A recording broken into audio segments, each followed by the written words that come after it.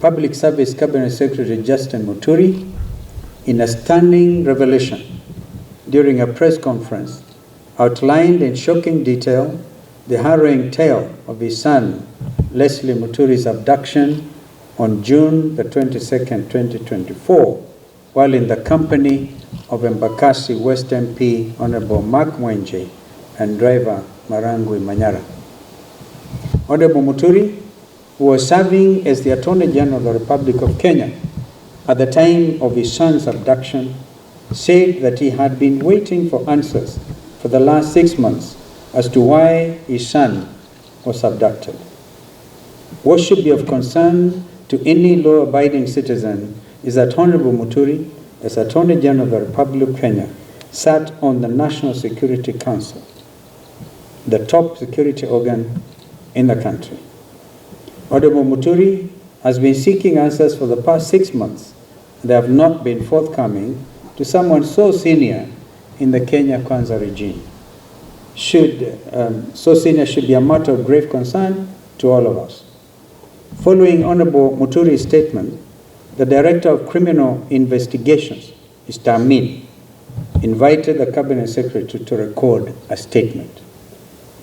If the idea was to cower Honorable Muturi into silence, they picked on the wrong man. If the bombshell of the Sunday statement was not enough, Honorable Muturi signed the statement, clearly and squarely pointed the blame at the main culprit behind the inhuman abductions.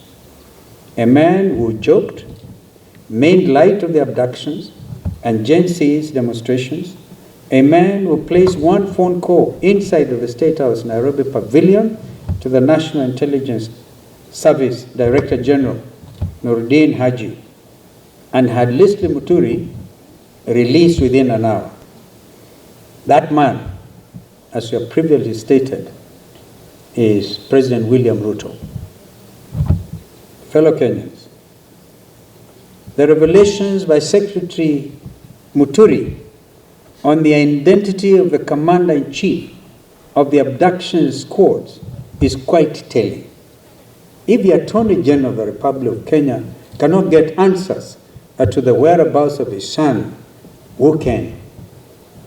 If the Attorney General cannot get his phone calls answered by junior staff, such as the DG of NIS, of the DCI Director, who can?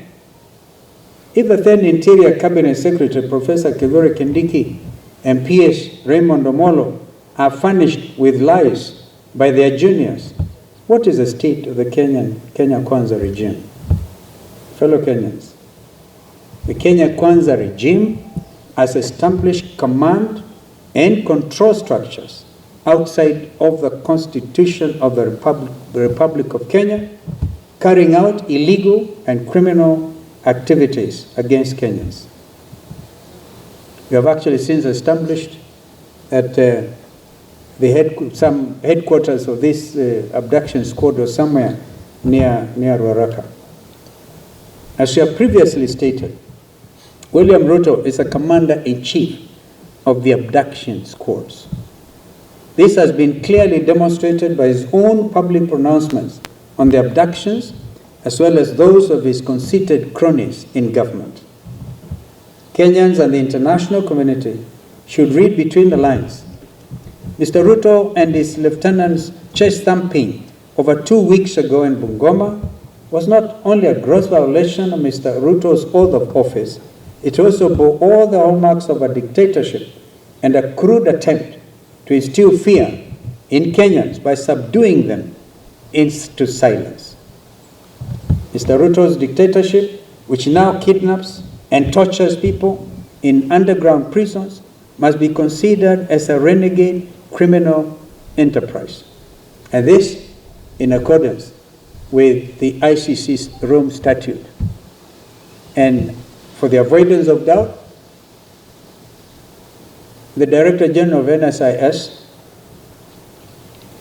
could not be held responsible alone. The ICC statute talks about the person bearing the highest responsibility. And that is not Nuruddin Haji, that is William Samoei Arap Ruto. The People's Loyal Opposition will not sit back and allow this disgraceful attempt to take us back into the dark days of fear and oppression. We shall lead from the front. You've actually demonstrated leadership from the front because you've been in court. We'll fight them in court, we'll fight them in the streets, we'll fight them everywhere. We demand that Mr. Ruto respects Kenyans and the oath of office he has sworn to preserve under Kenya's Constitution 2010. We also demand the immediate release of the remaining abductees.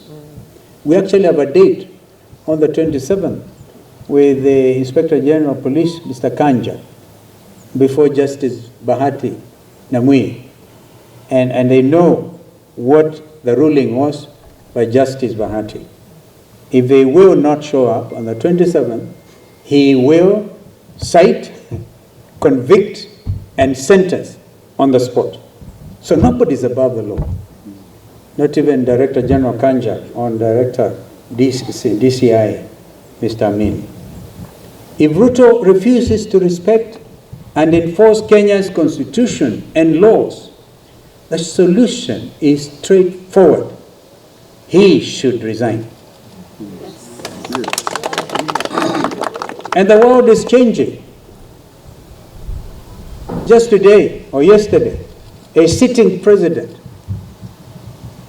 of the Republic of South Korea was arrested in State House.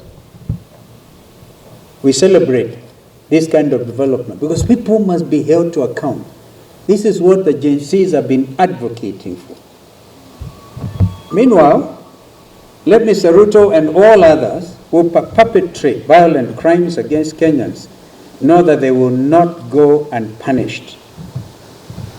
On the Independent Electoral and Boundaries Commission, IBC, we have been very clear and consistent and followed the law at all times. Those who are barriers to the establishment of the IBC selection panel are puppets of Mr. Ruto. They bear the highest responsibility in the current constitutional crisis and an attempt to pre-rig the 2027 general elections. We will not allow that to happen. And I will ask my brother Kioni to respond to some of the remarks by some of these renegades who can even say they know how to manufacture presidencies beyond 24 years. These renegades must be called out. Lastly, for avoidance of doubt, Honorable Farah Maalim, who until now has been Wiper Democratic Party's deputy leader, stands expelled from the Wiper for violating the Constitution and the rights of Kenyans, and even abusing Kenyan mothers. Thank you, and God bless you.